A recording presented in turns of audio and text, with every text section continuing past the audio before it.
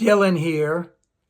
That is right, Tom Dillon, the lifetime liberal. Today is Sunday, it's May 3rd, 2026. The title of this rant is, How Much More Insanity Can We Take? So I don't know about you, but my gas prices from my house to the third or fourth station, about 3 or 4 miles from my house, is now 30 cents higher than it was the week before. And it's about $1.30 more than it was on February 28th. And the Straits of Hormuz are still closed. What can we possibly do about it? And what is our government doing about it to correct this situation? And our government is basically doing nothing, as Trump, and I'm going to refer to him now very politely, as the purveyor of evil, is basically being as bellicose as he could possibly be, trash talking the Iranians. Now, I will point out that the Iranians are doing the Lego videos trashing him, but he's trashing them in public. And again, how are you going to have diplomacy? How are you going to settle all your disputes if Trump is trashing them, basically indicating that they've got nothing to stand on, that he can crush them at any point in time? Now, I want to bring up a couple of things that really are a big concern to us, and we must be exceptionally wary of, because we are getting close to war in a number of respects. The worst thing economically for us right now is the oil companies are still making gobs and gobs of money, and they will continue to make gobs of money. And I remember back when the first oil crisis happened in 73, and I think the second one was in 77, there was a talk of a windfall tax. I don't even know if it got enacted. It was so long ago. But they're making plenty of money. And I expect prices to go up again next week, because there's been no settlement and it's been 2 full months. We're going into our 9th week. There are so many things that are coming together in terms of bringing shortages of oil and all those other things throughout the world as the global market tightens considerably.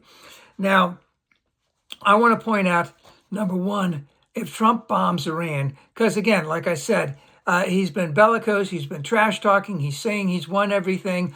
He's got a cadre of really, really terrible people behind him that don't realize what could really happen. So it's been estimated that Iran still has thousands of drones and but many missiles still left.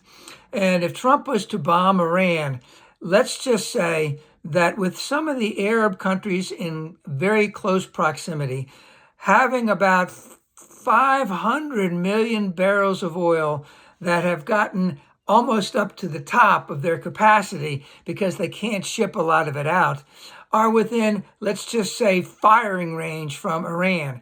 So I'm going to make just a stupid example. You take a tractor trailer truck, you fill it with a dozen drones, take apart a little bit, take it to some location, assemble them, send them off.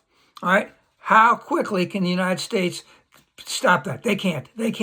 And if that was to happen, if Iran was to retaliate and send drones and some missiles and bomb that 400 to 500 million barrels of oil that are sitting in tanks all over the Middle East, then that would not be good at all.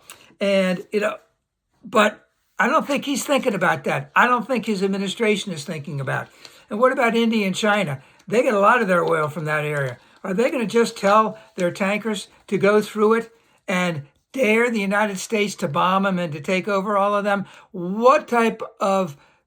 How close could we come to war if that happened? If the United States shot out the engine of an oil tanker and then boarded it before it got out of the Straits of Hormuz, or right after it got out of the Straits of Hormuz, or even on the open sea later on, what would happen then? That would be, we would be very close to war if that's going to happen.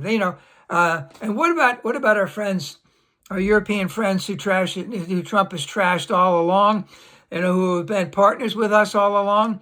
What are they going to do? Are they going to get their warships together? Are they going to go inside the Straits of Hormuz and basically say to Trump, hey, we're taking our ships out? If you shoot on us, that's going to be war. I don't know. How much more can they take? The purveyor of evil is basically ruining the economy of all of these major industrial nations. And he's on the verge of ruining our economy too, because as we all know, it's not just the gas prices that are up, it's grocery prices, it's clothing prices, it's everything, chip prices, TV prices, everything is going up because of this. And it's not going to let up anytime soon, because diplomacy is hard work. Sometimes it takes years. And considering what's gone on between Trump and the Iranians right now, how can diplomacy possibly work in this short of time? And even if they do, the United States tries to bomb them day in and day out. How is that going to really help end this war?